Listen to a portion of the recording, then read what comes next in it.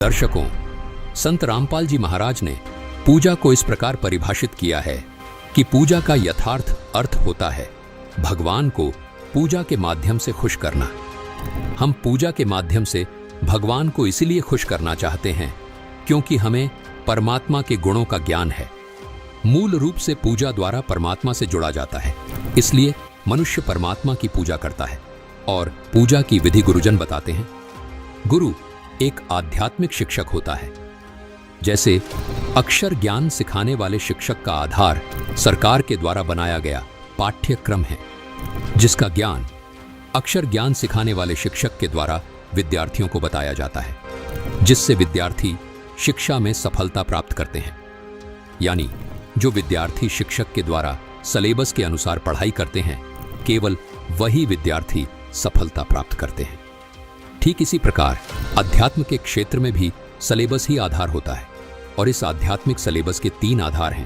पहला सूक्ष्म वेद, दूसरा 4 वेद जिनको हम ऋग्वेद, यजुर्वेद, सामवेद तथा अथर्ववेद के नाम से जानते हैं, और तीसरा इन्हीं चारों वेदों का सारांश कहे जाने वाली पवित्र पुस्तक श्रीमद् भगवत गीता जी। दर्शकों, ये पूर्ण परमात्मा के द्वारा बताया गया आध्यात्मिक सिलेबस है।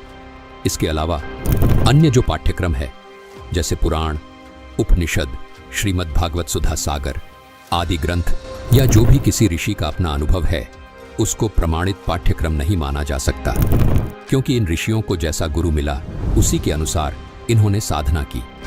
इन पुराणों तथा उपनिषदों में ऋषियों का खुद का अनुभव है तथा कुछ ज्ञान वेदों वाला भी है।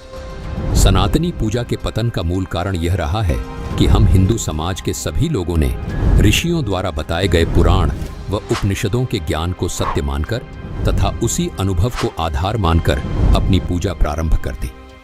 दर्शकों, जो वेदों का ज्ञान था वो ज्ञान तत्वदर्शी संत के अभाव के कारण इन ऋषियों को समझ ही नहीं आया, जिस कारण इन्होंने इस वास्तविक पाठ्यक्रम को त्याग कर शास्त्र विरुद्ध मनमाना आचरण शुरू कर दिया, जो सनातनी पूजा के पतन का कारण बना।